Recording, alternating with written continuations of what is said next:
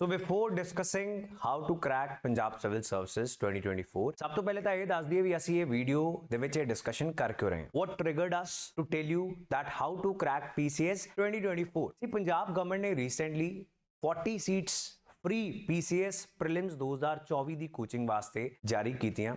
Notify ਕੀਤਾ, ਅਸੀਂ ਤੁਹਾਨੂੰ ਚੈਨਲ ਤੇ ਵੀ ਦੱਸਿਆ ਸੀ ਵੀ ਕਿੱਦਾਂ ਤੁਸੀਂ ਇਹਦੇ ਵਾਸਤੇ ਅਪਲਾਈ ਕਰ ਸਕਦੇ ਹੋ ਐਂਡ ਵੀਕਰ ਸੈਕਸ਼ਨਸ ਵਾਸਤੇ 40 ਸੀਟ ਸੀਗੀਆਂ ਜਿਹੜੀਆਂ ਚੰਡੀਗੜ੍ਹ ਦੇ ਵਿੱਚ ਮੋਹਾਲੀ ਦੇ ਵਿੱਚ ਇਹਦੀ ਕੋਚਿੰਗ ਪੰਜਾਬ ਸਰਕਾਰ ਨੇ ਦੇਣੀ ਸੀ ਐਂਡ ਇਹਦਾ ਇੱਕ ਟੈਸਟ ਹੋਣਾ ਸੀ। ਸੋ ਉਹਦੀ ਜਿਹੜੀ ਸਰਕਾਰੀ ਨੋਟੀਫਿਕੇਸ਼ਨ ਅਗਰ ਤੁਸੀਂ ਉਹਨੂੰ ਧਿਆਨ ਨਾਲ ਦੇਖੋ, it was very clearly mentioned that free coaching by Punjab government for PCS preliminary 2024 exam. So prelims 2024 exam ਸਰਕਾਰੀ ਨੋਟੀਫਿਕੇਸ਼ਨ ਦੇ ਵਿੱਚ ਜਦੋਂ ਤੁਹਾਨੂੰ ਸ਼ਬਦ ਦਿਖ ਜਾਣ, I don't think ਇਸ ਤੋਂ ਇਲਾਵਾ ਤੁਹਾਨੂੰ ਕੋਈ ਹੋਰ ਇਸ ਤੋਂ ਬੈਟਰ ਸਿਗਨਲ ਮਿਲ ਸਕਦਾ ਹੈ that PCS 2024 is coming and 3 ਸਾਲਾਂ ਤੋਂ ਬਾਅਦ ਇਹ ਐਗਜ਼ਾਮ ਆ ਰਿਹਾ ਹੈ। So if you still wait ਕਿ ਹਾਲੇ ਵੀ ਨੋਟੀਫਿਕੇਸ਼ਨ ਆਉਣ ਦਿੰਦੇ ਆ, ਨੋਟੀਫਿਕੇਸ਼ਨ ਆ ਜਾਏਗੀ, ਉਸ ਤੋਂ ਬਾਅਦ ਦੇਖਾਂਗੇ ਕਿ ਭਾਈ ਸਿਲੇਬਸ ਕੀ ਹੁੰਦਾ ਹੈ, ਪੈਟਰਨ ਕੀ ਹੁੰਦਾ ਹੈ, GS ਦੇ ਵਿੱਚ ਕਿੰਨੇ ਸਾਰੇ ਸਬਜੈਕਟਸ ਨੇ, ਉਹਨਾਂ ਵਾਸਤੇ ਬੁੱਕ ਲਿਸਟ ਕੀ ਹੈ, CSAT ਦੀ ਪ੍ਰੈਕਟਿਸ, ਕੁਆਂਟ, ਰੀਜ਼ਨਿੰਗ ਨੂੰ ਕਿੰਨਾ ਟਾਈਮ ਲੱਗੇਗਾ, then Punjabi, English, so many things you are supposed to cover plus current affairs, 1.5 ਸਾਲ ਦੇ ਕਰੰਟ ਅਫੇਅਰਸ। ਸੋ ਜੇ ਤੁਸੀਂ ਨੋਟੀਫਿਕੇਸ਼ਨ ਦਾ ਇੰਤਜ਼ਾਰ ਕਰ ਰਹੇ ਹੋ, ਤੁਹਾਨੂੰ ਇਹ ਵੀ ਪਤਾ ਹੋਣਾ ਚਾਹੀਦਾ ਹੈ ਕਿ ਨੋਟੀਫਿਕੇਸ਼ਨ ਤੋਂ ਬਾਅਦ ਪ੍ਰੀਲਿਮਸ ਤੱਕ ਤੁਹਾਡੇ ਕੋਲ 2.5-3 ਮਹੀਨੇ ਦਾ ਟਾਈਮ ਹੁੰਦਾ as per the last 3 Punjab civil services exams. Notification ਆਈ ਹੈ, ਉਸ ਤੋਂ ਬਾਅਦ 2.5-3 ਮਹੀਨੇ ਦਾ ਟਾਈਮ ਸੀ। ਸੋ ਇਹ ਤਾਂ ਇੱਕ ਐਸਟੈਬਲਿਸ਼ਡ ਫੈਕਟ ਹੋ ਜਾਂਦਾ ਹੈ that you cannot start your preparation after notification and expect easy journey for cracking PCS 2024. So ਇਸ ਜਰਨੀ ਨੂੰ ਜੇ ਤੁਸੀਂ ਈਜ਼ੀ ਬਣਾਉਣਾ ਚਾਹੁੰਦੇ ਹੋ, if you genuinely want to become SDM, DSP, tehsildar and ਜਿਹੜੀ ਹਾਈਐਸਟ ਸੀਟਸ ਨੇ ਬਿਊਰੋਕ੍ਰੇਸੀ ਦੀਆਂ ਪੰਜਾਬ ਸਰਕਾਰ ਵਾਸਤੇ, ਜੇ ਤੁਸੀਂ ਉਹਨੂੰ ਜੈਨੂਅਲੀ ਕ੍ਰੈਕ ਚਾਹੁੰਦੇ ਹੋ ਐਂਡ ਇੱਕ ਓਨੈਸਟ ਸ਼ਾਟ ਦੇਣਾ ਚਾਹੁੰਦੇ ਹੋ, ਇਮਾਨਦਾਰੀ ਨਾਲ ਤਿਆਰੀ ਕਰਕੇ, ਕੰਪਰੀਹੈਂਸਿਵ ਜਿਹੜੀ ਤਿਆਰੀ ਹੁੰਦੀ ਹੈ ਜਿਹਦੇ ਵਿੱਚ ਕੋਈ ਵੀ ਚੀਜ਼ ਕਮੀ ਪੇਸ਼ੀ ਨਾ ਛੱਡ ਕੇ ਤੁਸੀਂ ਜਾਓ, ਤੁਹਾਨੂੰ ਪ੍ਰੈਪਰੇਸ਼ਨ ਨੋਟੀਫਿਕੇਸ਼ਨ ਆਉਣ ਤੋਂ ਪਹਿਲੇ ਸਟਾਰਟ ਕਰਨੀ ਚਾਹੀਦੀ ਹੈ। ਐਗਜ਼ਾਮੀਨੇਸ਼ਨ ਮੋਡ ਦੇ ਵਿੱਚ ਆ ਕੇ ਜਿੰਨਾ ਹੋ ਸਕਦਾ ਮੈਕਸਿਮਮ ਸਿਲੇਬਸ ਤੁਸੀਂ ਪਹਿਲੇ ਕਵਰ ਕਰ ਲਓ। ਸੋ ਇਹਦੀ ਜਿਹੜੀ ਸਭ ਤੋਂ ਇੰਪੋਰਟੈਂਟ ਚੀਜ਼ ਹੈ ਟੂ ਸਟਾਰਟ ਯੋਰ ਪ੍ਰੈਪਰੇਸ਼ਨ, ਉਹ ਕੀ ਹੈ ਕਿ ਤਿਆਰੀ ਸਟਾਰਟ ਕਿੱਦਾਂ ਕਰਨੀ। In this video we are going to share some very basic simple principles of preparing for Punjab Civil Services 2024 and ਜੇ ਤੁਸੀਂ ਇਹਨੂੰ ਥੋੜੇ ਮਹੀਨਿਆਂ ਬਾਅਦ ਦੇਖ ਰਹੇ ਹੋ, ਤੁਸੀਂ ਆਫਟਰ ਨੋਟੀਫਿਕੇਸ਼ਨ ਦੇਖ ਰਹੇ ਹੋ, then just focus on the prelims. Otherwise make sure ਜੇ ਜਲਦੀ अर्ਲੀ ਪ੍ਰੈਪਰੇਸ਼ਨ ਸਟਾਰਟ ਕਰ ਰਹੇ ਹੋ, ਥੋੜਾ ਮੇਨਸ ਦਾ ਵੀ ਜਾਣ ਲਓ, ਆਨਸਰ ਰਾਈਟਿੰਗ ਕੀ ਹੁੰਦੀ ਹੈ, ਕਿੱਦਾਂ ਕਰੀਦੀ ਹੈ, ਇਹ ਸਾਰੀਆਂ ਚੀਜ਼ਾਂ ਜੇ ਤੁਹਾਨੂੰ ਪਤਾ ਹੋਣਗੀਆਂ ਆਫਟਰ ਪ੍ਰੀਲਿਮਸ, ਤੁਹਾਡੇ ਕੰਪੀਟੀਸ਼ਨ ਨੂੰ ਕ੍ਰੈਕ ਕਰਨ ਵਾਸਤੇ ਤੁਹਾਡੇ ਕੋਲ ਇੱਕ ਥੋੜਾ ਹੋਰ ਐਜ ਹੋਏਗਾ। Because ultimately it is not about cracking the prelims only. ਫਾਇਦਾ ਤਾਂ ਹੈ, ਜੌਬ ਤਾਂ ਮਿਲੇਗੀ, DSP ਦੀ ਵਰਦੀ ਤਾਂ ਮਿਲੇਗੀ, SDM ਦੀ ਕੁਰਸੀ ਤਾਂ ਮਿਲੇਗੀ ਜੇ ਤਿੰਨੋਂ ਸਟੇਜਸ ਕ੍ਰੈਕ ਹੋਣ। If you don't know the pattern, ਤੁਸੀਂ ਲਾਂਚਪੈਡ IAS ਗੂਗਲ ਸਰਚ ਕਰਕੇ you can also have a discussion with a student counsellors, ਕੀ ਪੈਟਰਨ ਹੁੰਦਾ ਹੈ, ਕਿੱਦਾਂ ਤਿਆਰੀ ਹੋ ਸਕਦੀ ਹੈ। ਇੱਥੇ ਅਸੀਂ ਕੁਝ ਬੇਸਿਕ ਪ੍ਰਿੰਸੀਪਲਸ ਡਿਸਕਸ ਕਰਾਂਗੇ ਸੋ ਦੈਟ ਜਿਹੜੇ ਬੱਚੇ ਆਪ ਤਿਆਰੀ ਕਰ ਰਹੇ ਨੇ ਉਹ ਐਟਲੀਸਟ ਸਟਾਰਟ ਕਰਨ, ਉਹ ਨੋਟੀਫਿਕੇਸ਼ਨ ਦੀ ਵੇਟ ਦੇ ਵਿੱਚ ਨਾ ਰਹਿ ਜਾਣ, ਬਿਕੋਜ਼ ਉਸ ਤੋਂ ਬਾਅਦ ਫਿਰ ਚਾਂਸਸ ਆਫ ਕ੍ਰੈਕਿੰਗ ਬਹੁਤ ਘੱਟ ਹੋ ਜਾਂਦੇ। ਨਾਓ ਸੀ ਹਾਊ ਟੂ ਸਟਾਰਟ। ਸੋ ਪਹਿਲੀ ਗੱਲ ਤਾਂ ਇਹ ਹੈ ਵੀ ਤੁਹਾਨੂੰ ਪਤਾ ਹੋਣਾ ਚਾਹੀਦਾ ਹੈ ਵੀ ਜਾਣਾ ਕਿੱਧਰ ਨੂੰ ਹੈ। You want to reach let's say Delhi, ਤੁਸੀਂ ਜਾਣਾ ਹੈ ਲੁਧਿਆਣਾ ਤੋਂ ਦਿੱਲੀ, ਤੇ ਤੁਹਾਡੇ ਕੋਲ ਇੱਕ ਨਕਸ਼ਾ ਹੋਣਾ ਚਾਹੀਦਾ। ਉਹ ਨਕਸ਼ਾ ਕੀ ਚੀਜ਼ ਹੈ? ਦੋ ਚੀਜ਼ਾਂ ਨੇ। ਨੰਬਰ 1 ਹੈ ਸਿਲੇਬਸ। ਪ੍ਰੀਲਿਮਸ ਦੇ ਵਿੱਚ ਕਿਹੜੇ ਸਬਜੈਕਟਸ ਨੇ, ਹਰ ਇੱਕ ਸਬਜੈਕਟ ਦੀ ਹੈਡਿੰਗ ਦੇ ਅੰਦਰ ਕਿਹੜੇ ਪੁਆਇੰਟਸ ਨੇ, every single thing is very important. ਇਹ ਸਭ ਤੋਂ ਇੰਪੋਰਟੈਂਟ ਚੀਜ਼ ਹੈ, ਅਦਰਵਾਈਜ਼ ਤੁਸੀਂ ਆਪਣਾ ਰਸਤਾ ਭੁੱਲ ਜਾਓਗੇ, ਤੁਸੀਂ ਕਿਸੇ ਗਲਤ ਰਸਤੇ ਨਿਕਲ ਸਕਦੇ ਹੋ। Even you can get under the guidance of a wrong institute or a wrong mentor. ਜੇ ਤੁਹਾਨੂੰ ਸਿਲੇਬਸ ਪਤਾ ਹੋਏਗਾ, you will be able to figure out ਕਿ ਬਈ ਮੇਰੇ ਨਾਲ ਗਲਤ ਹੋ ਰਿਹਾ ਸ਼ਾਇਦ, ਬਿਕੋਜ਼ ਸਿਲੇਬਸ ਦੇ ਵਿੱਚ ਇਹ ਲਿਖਿਆ ਹੈ, ਪ੍ਰੀਲਿਮਸ ਐਂਡ ਮੇਨਸ ਦੇ ਸਿਲੇਬਸ ਦੇ ਵਿੱਚ ਇਹ ਸਾਰੇ ਪੁਆਇੰਟਸ ਲਿਖੇ ਹੋਏ ਨੇ। ਐਂਡ ਇਹਦੇ ਨਾਲ ਹੀ ਸਿਲੇਬਸ ਨੂੰ ਸਮਝਣ ਵਾਸਤੇ ਇੱਕ ਹੋਰ ਬਹੁਤ ਇੰਪੋਰਟੈਂਟ ਕੰਪੋਨੈਂਟ ਹੈ, ਉਹ ਹੈ ਪ੍ਰੀਵੀਅਸ ਈਅਰ ਕੁਐਸਚਨਸ। ਬਿਕੋਜ਼ ਜੇ ਕੱਲਾ ਆਪਾਂ ਸਿਲੇਬਸ ਦੇਖਦੇ ਹਾਂ ਤੇ ਸਾਨੂੰ ਸਾਰੀ ਕਲੈਰਿਟੀ ਨਹੀਂ ਹੁੰਦੀ। ਕਲੈਰਿਟੀ ਕਿੱਦਾਂ ਹੋਏਗੀ ਕਿ ਜੀ ਪੋਲਿਟੀ ਦੇ ਵਿੱਚ ਇਹ ਲਿਖਿਆ ਹੋਇਆ, ਜੀਓਗ੍ਰਾਫੀ ਦੇ ਵਿੱਚ ਇਹ ਲਿਖਿਆ ਹੋਇਆ, ਹਿਸਟਰੀ ਦੇ ਵਿੱਚ ਇਹ ਲਿਖਿਆ ਹੋਇਆ, ਕਰੰਟ ਅਫੇਅਰਸ ਦੇ ਵਿੱਚ ਇਹ ਲਿਖਿਆ ਹੋਇਆ, ਐਂਡ ਨਾਓ ਲੈਟ ਅਸ ਸੀ ਕਿ ਪ੍ਰੀਵੀਅਸ ਈਅਰ ਕੁਐਸਚਨਸ ਦੇ ਵਿੱਚ ਪੁੱਛਿਆ ਕੀ ਹੈ PPSC ਨੇ। then it becomes very clear कि syllabus ਦੀ ਡਿਮਾਂਡ ਕੀ ਹੈ। now you are ready to start preparation, ਲੇਕਿਨ preparation ਕਿਹਦੇ ਤੋਂ ਕਰਨੀ ਹੈ? ਆਪਾਂ ਅਸੀਂ ਕਰਨੀ ਹੈ ਬੁੱਕਸ ਤੋਂ। so second step after understanding, analyzing syllabus and previous year question is selecting the right book list. This is more important than even choosing a life partner ਅਗਰ ਤੁਸੀਂ ਐਗਜ਼ਾਮ ਨੂੰ ਕ੍ਰੈਕ ਕਰਨਾ ਚਾਹੁੰਦੇ ਹੋ। So this is not a very light hearted thing ਕਿ ਤੁਸੀਂ PAN paper ਲਿੱਤਾ, internet ਤੇ 4 ਚੀਜ਼ਾਂ ਸਰਚ ਕੀਤੀਆਂ, ਵੈਬਸਾਈਟਸ ਦੇਖਿਆ ਐਂਡ ਇੱਕ ਬੁੱਕ ਲਿਸਟ ਬਣ ਗਈ। ਉਹ ਸਹੀ ਹੈ, ਗਲਤ ਹੈ, there is no one to verify that ਕਿ ਕਿਹੜੀ ਬੁੱਕ ਪੜ੍ਹਨੀ ਹੈ, ਕਿਹੜੀ ਛੱਡਣੀ ਹੈ। ਐਂਡ ਇਟ ਇਜ਼ ਸੈਡ ਕਿ ਬਹੁਤ ਘੱਟ ਸਮੇਂ ਦੇ ਵਿੱਚ ਜੇ ਤੁਸੀਂ ਅੱਛਾ ਰਿਜ਼ਲਟ ਲੈਣਾ ਚਾਹੁੰਦੇ ਹੋ, ਜੇ ਤੁਸੀਂ ਅਟੈਂਪਟਸ ਦੇ ਸਾਈਕਲ ਦੇ ਵਿੱਚ ਨਹੀਂ ਫਸਣਾ ਚਾਹੁੰਦੇ ਕਿ ਫਰਸਟ ਅਟੈਂਪਟ ਨਹੀਂ ਹੋਇਆ, ਸੈਕੰਡ ਦੇ ਵਿੱਚ ਆ ਗਏ, ਥਰਡ ਦੇ ਵਿੱਚ ਆ ਗਏ, if you don't want to go into that painful journey, ਤੁਹਾਡੀ ਬੁੱਕ ਲਿਸਟ ਬਹੁਤ ਅੱਛੀ ਹੋਣੀ ਚਾਹੀਦੀ ਹੈ। what is not to be read is more important than what is to be read। ਕੀ ਨਹੀਂ ਪੜਨਾ ਇਹ ਜ਼ਿਆਦਾ ਜ਼ਰੂਰੀ ਹੈ ਐਸ ਕੰਪੇਅਰ ਟੂ ਕੀ ਪੜਨਾ। ਬੁੱਕ ਲਿਸਟ ਦੇ ਦੋ ਕੰਪੋਨੈਂਟਸ ਹੁੰਦੇ ਨੇ, number 1 is NCERTs, number 2 is standard books. So the third step is ਕਿ ਤੁਸੀਂ NCERTs ਤੋਂ ਆਪਣੀ ਫਾਊਂਡੇਸ਼ਨ ਬਿਲਡਿੰਗ ਕਰਨੀ ਹੈ। 6th to 10th ਕਲਾਸਿਸ ਦੀ ਜਿਹੜੀ NCERTs ਨੇ ਫॉर ਡਿਫਰੈਂਟ ਸਬਜੈਕਟਸ, ਹੁਣ ਤੁਸੀਂ ਸਾਰੀਆਂ ਚੱਕ ਕੇ ਨਹੀਂ ਪੜਨ ਲੱਗ ਜਾਣੀ, otherwise these are more than 35-40 books, that is not important। NCERTs ਪੜ੍ਹਨੀਆਂ ਨੇ ਤੁਸੀਂ ਆਪਣੀ ਫਾਊਂਡੇਸ਼ਨ ਬਿਲਡਿੰਗ ਵਾਸਤੇ। And now see, I'll give you one tip to see ਕਿ ਕਿਹੜੀ NCERT ਇੰਪੋਰਟੈਂਟ ਹੈ, ਕਿਹੜੀ ਨਹੀਂ ਇੰਪੋਰਟੈਂਟ। ਅਦਰਵਾਈਜ਼ ਅਗਰ ਤੁਸੀਂ ਕਿਸੇ ਦੀ ਗਾਈਡੈਂਸ ਦੇ ਵਿੱਚ ਆ ਸਕਦੇ ਹੋ, that will be better, because ਇੰਨਾ simplified explanation ਕਈ ਵਾਰ ਉਹ ਗਲਤ ਡਾਇਰੈਕਸ਼ਨ ਦੇ ਵਿੱਚ ਤੁਹਾਨੂੰ ਲਿਜਾ ਸਕਦੀ ਹੈ, and especially when you have lesser time। now see, NCERTs ਦਾ ਇੰਡੈਕਸ ਦੇਖੋ ਐਂਡ ਤੁਸੀਂ PCS ਦਾ ਸਿਲੇਬਸ ਦੇਖੋ, ਤੁਹਾਨੂੰ ਬਹੁਤ ਸਾਰੀਆਂ ਚੀਜ਼ਾਂ ਕਾਪੀ ਪੇਸਟ ਹੂਬਹੂ ਦਿਖਣਗੀਆਂ। ਫॉर ਇੰਸਟੈਂਸ ਸਾਇੰਸ ਦੀ NCERTs ਖੋਲ ਲਓ ਤੁਸੀਂ, ਜਸਟ ਇੰਡੈਕਸ ਖੋਲ ਲਓ 6th to 10th NCERTs ਹੈ, and now you C the index the syllabus of Punjab civil services. ਉਹਦੇ ਵਿੱਚ ਤੁਹਾਨੂੰ ਦਿਖੇਗਾ ਫੋਰਸ, ਲਾਜ਼ ਆਫ ਮੋਸ਼ਨ, ਬਹੁਤ ਸਾਰੀਆਂ ਚੀਜ਼ਾਂ ਦੇ ਆਰ ਸੇਮ। ਸੋ ਕਿੱਥੋਂ ਕਵਰ ਕਰੋਗੇ? NCERT ਤੋਂ ਕਰੋਗੇ। And 6th to 10th class ਦੀਆਂ ਬੁੱਕਸ ਕਿੰਨੀਆਂ ਕਿ ਔਖੀਆਂ ਹੋਣਗੀਆਂ, ਸਕੂਲ ਦੇ ਬੱਚੇ ਪੜ੍ਹ ਰਹੇ ਆ, ਸਕੂਲ ਬੁੱਕਸ ਨੇ, and you can start it right now. ਤੁਸੀਂ ਅੱਜ ਤੋਂ ਸਟਾਰਟ ਕਰ ਸਕਦੇ ਹੋ, ਕੱਲ ਤੋਂ ਸਟਾਰਟ ਕਰ ਸਕਦੇ ਹੋ। NCERTs ਵਾਸਤੇ ਵੀ ਡੋਂਟ ਥਿੰਕ ਕਿ ਤੁਹਾਨੂੰ ਕਿਸੇ ਦੀ ਗਾਈਡੈਂਸ ਚਾਹੀਦੀ ਹੀ ਚਾਹੀਦੀ ਹੈ। ਹਾਂ, ਕਿਹੜੀ NCERTs ਬਹੁਤ ਇੰਪੋਰਟੈਂਟ ਨੇ, ਕਿਹਨੂੰ ਡਬਲ ਰੀਡ ਕਰਨਾ ਹੈ, ਕਿਹਦੀ ਨੋਟਸ ਬਣਨੇ ਚਾਹੀਦੇ ਹੈ ਜਾਂ ਫਿਰ ਐਟਲੀਸਟ ਹਾਈਲਾਈਟ ਹੋਣਾ ਚਾਹੀਦਾ so that the important areas can be revised, ਕਿਹੜੀ NCERT ਅਵੋਇਡੇਬਲ ਹੈ, ਉੱਥੇ ਤੁਸੀਂ ਟਾਈਮ ਬਚਾ ਸਕਦੇ ਹੋ। ਇਹ ਸਾਰੀਆਂ ਚੀਜ਼ਾਂ ਇਹ ਥੋੜੀਆਂ ਜਿਹੀਆਂ ਟ੍ਰਿਕੀ ਹੋ ਜਾਂਦੀਆਂ ਨੇ ਸੈਲਫ ਪ੍ਰੈਪਰੇਸ਼ਨ ਦੇ ਵਿੱਚ। Otherwise, there is a separate playlist how to prepare for Punjab Civil Services 2024। ਤੁਸੀਂ ਇੱਕ ਵਾਰ ਉਸ ਪਲੇਲਿਸਟ ਦੇ ਵਿੱਚ ਡਿਫਰੈਂਟ ਜਿਹੜੀ ਵੀਡੀਓਜ਼ ਬਣੀਆਂ ਹੋਈਆਂ ਨੇ, best book list, strategy and etcetera, so ਸਾਰੀ ਇੱਕ ਵਾਰ ਪਲੇਲਿਸਟ ਦੇਖ ਲੋਗੇ, ਥੋੜੀ ਹੋਰ ਕਲੈਰਿਟੀ ਆ ਜਾਏਗੀ। And you can also get NCERT PDFs free of cost from us. ਉਹਦੇ ਵਾਸਤੇ ਕੀ ਕਰਨਾ ਹੈ, ਤੁਸੀਂ ਇੱਕ ਲਿੰਕ ਦਿੱਤਾ ਹੋਇਆ ਡਿਸਕ੍ਰਿਪਸ਼ਨ ਦੇ ਵਿੱਚ, ਉੱਥੇ ਆਪਣੇ ਆਪ ਨੂੰ ਰਜਿਸਟਰ ਕਰਵਾ ਲੈਣਾ ਐਂਡ ਤੁਹਾਨੂੰ ਐਕਸੈਸ ਮਿਲ ਜਾਏਗਾ ਤੁਹਾਡੀ ਈਮੇਲ ਆਈਡੀ ਦੇ ਉੱਤੇ of free NCERT books PDF format ਦੇ ਵਿੱਚ, syllabus, previous year question papers and many more things. ਬਹੁਤ ਵੈਲਿਊਏਬਲ ਚੀਜ਼ਾਂ ਨੇ।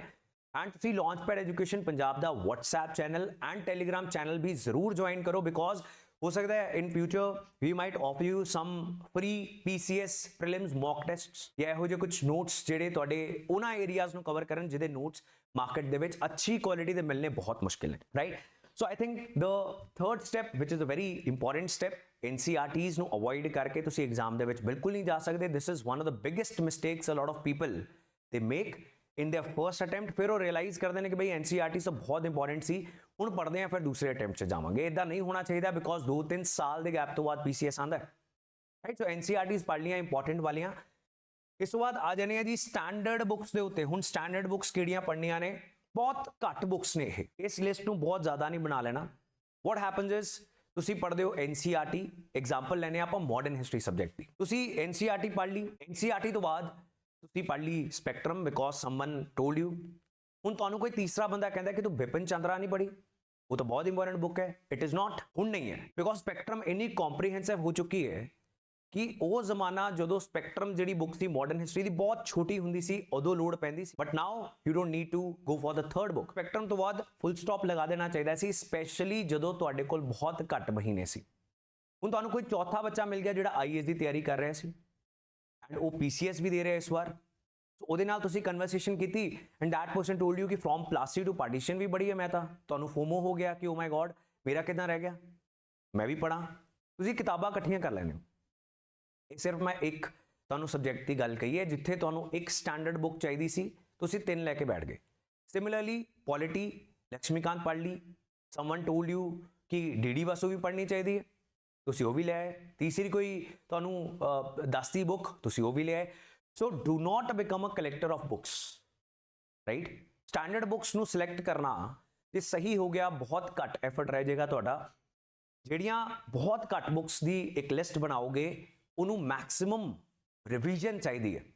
ਸੋ minimum resources and maximum revision, that should be your principle. And you know, you will be told this by all the toppers, like last PCS toppers, including third rank 57th ਰੈਂਕਰ, ਉਹਨਾਂ ਦੀ strategy videos complete detail ਦੇ ਵਿੱਚ ਸਾਡੇ YouTube channels ਦੇ ਉੱਤੇ ਪਈਆਂ ਹੋਈਆਂ ਨੇ। You can just visit their strategy as well. ਉਹ ਵੀ ਇਹੀ ਗੱਲ ਕਹਿਣਗੇ ਕਿ ਬਈ ਕਿਤਾਬਾਂ ਬਹੁਤ ਸਾਰੀਆਂ ਇਕੱਠੀਆਂ ਨਾ ਕਰੋ, minimum resources and maximum revision, ਕਿਉਂਕਿ ਜਦੋਂ ਤੁਸੀਂ ਆਲਰੇਡੀ ਜਿਹੜੀ ਬੁੱਕ ਤੁਹਾਡੇ ਹੱਥ ਦੇ ਵਿੱਚ ਹੈ ਉਹਨੂੰ ਮਾਸਟਰ ਨਹੀਂ ਕੀਤਾ, how can you think of going to a third book, right. So standard books ਕਿਹੜੀਆਂ ਪੜ੍ਹਨੀਆਂ ਨੇ again becomes very important, and ਇਹ ਤੁਹਾਡਾ ਕੋਰ ਹੈ ਪ੍ਰੈਪਰੇਸ਼ਨ ਦਾ। That's it. ਸੋ ਇਹ ਦੋ ਟਾਈਪ ਆਫ ਬੁੱਕ ਲਿਸਟ ਹੋ ਗਈਆਂ। ਦੈਨ ਥਰਡ ਆਪਾਂ ਚੱਲਦੇ ਹਾਂ ਜੀ ਕਰੰਟ ਅਫੇਅਰਸ ਦੇ ਵਿੱਚ। ਕਰੰਟ ਅਫੇਅਰਸ ਪੜ੍ਹਨੇ ਤੁਹਾਨੂੰ ਕਹਿ ਦਿੱਤਾ ਜਾਏਗਾ by maximum institutes start reading newspaper, and you will start reading newspaper. ਤੁਹਾਨੂੰ ਕੁਝ ਵੀ ਸਮਝ ਨਹੀਂ ਆਏਗਾ, ਖਾਸ ਕਰ ਜੇ ਤੁਸੀਂ ਨਿਊਜ਼ ਦੇ ਵਿੱਚ ਬਿਲਕੁਲ ਇੰਟਰਸਟ ਨਹੀਂ ਰੱਖਦੇ। ਨਿਊਜ਼ਪੇਪਰ ਪੜ੍ਹਨਾ is easier said than done.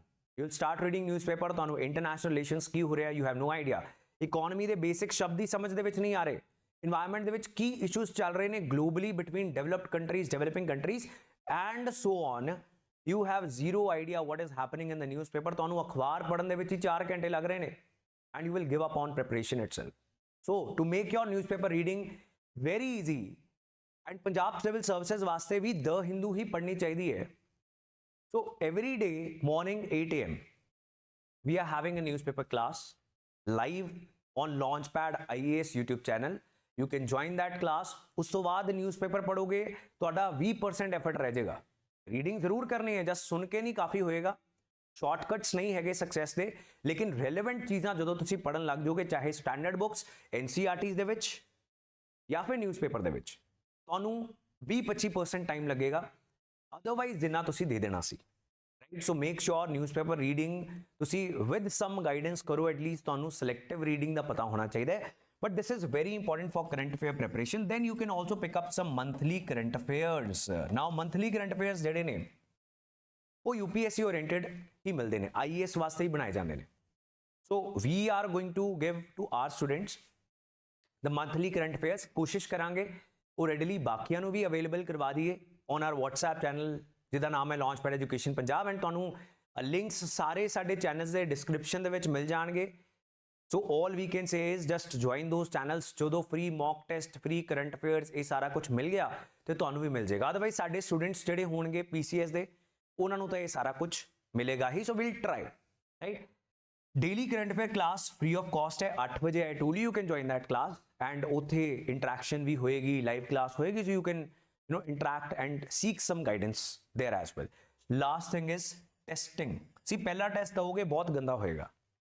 ਮੰਨ ਲਓ ਤੁਸੀਂ ਟੈਸਟ ਹੀ ਨਹੀਂ ਦਿੱਤਾ, ਸਿੱਧਾ ਐਗਜ਼ਾਮ ਦੇ ਵਿੱਚ ਜਾ ਕੇ ਬੈਠ ਗਏ, ਤੁਹਾਡਾ ਉਹ ਜਿਹੜਾ ਐਗਜ਼ਾਮ ਹੋਏਗਾ ਉਹ ਤੁਹਾਡਾ ਪਹਿਲਾ ਟੈਸਟ ਹੋਏਗਾ। And I've told you that first test is going to be bad।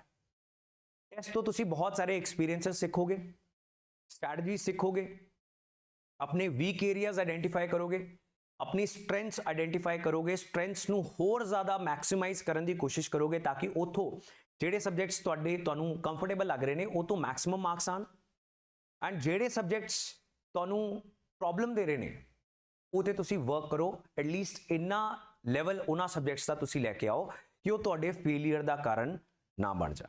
Testing is very important. So attend any mock test for PCS, and ਉਹ PCS specific ਹੋਣੇ ਚਾਹੀਦੇ ਨੇ। See, this should not be happening ਕਿ IAS ਦੇ test ਤੁਹਾਨੂੰ ਚੱਕ ਕੇ ਦੇਤੇ because you know human resources ਦੀ ਕਮੀ ਸੀ, ਜਾਂ ਫਿਰ the institute was not willing to make that effort to bring out the best result of the students ਜਿਨ੍ਹਾਂ ਨੇ ਉਹਨਾਂ ਉੱਤੇ ਟਰਸਟ ਕੀਤਾ, ਰਾਈਟ। ਸੋ ਟੈਸਟ ਜਿਹੜੇ ਨੇ ਉਹ PCS oriented ਹੋਣੇ ਚਾਹੀਦੇ ਨੇ based on the previous year question। ਜਿਹੜਾ ਟ੍ਰੈਂਡ ਚੇਂਜ ਹੋ ਰਿਹਾ 2013 ਤੋਂ, ਅਗਰ ਤੁਸੀਂ ਹਰ ਇੱਕ PCS ਦਾ ਪ੍ਰੀਲਿਮਸ ਦੇਖੋਗੇ, you will see the difficulty level is increasing. ਕੁਝ ਨਵੇਂ ਸਬਜੈਕਟਸ ਇੰਪੋਰਟੈਂਟ ਹੁੰਦੇ ਜਾ ਰਹੇ ਨੇ, ਵੇਟੇਜ ਦੇ ਵਿੱਚ ਕੀ ਚੇਂਜਸ ਆ ਰਹੇ ਨੇ, ਇਹਨਾਂ ਸਾਰੀਆਂ ਚੀਜ਼ਾਂ ਨੂੰ ਮੱਦੇਨਜ਼ਰ ਰੱਖਦੇ ਹੋਏ ਹੀ ਟੈਸਟ ਬਣੇ ਹੋਣੇ ਚਾਹੀਦੇ ਨੇ। ਇਹੋ ਜਿਹੀ ਕੋਈ ਵੀ ਟੈਸਟ ਸੀਰੀਜ਼ ਦੇਖੋਗੇ, ਦਓਗੇ ਤੁਸੀਂ, and you will realise on your own ਕਿ ਟੈਸਟ ਕਿੰਨੇ ਜ਼ਬਰਦਸਤ ਇੰਪੋਰਟੈਂਸ ਰੱਖਦੇ ਨੇ।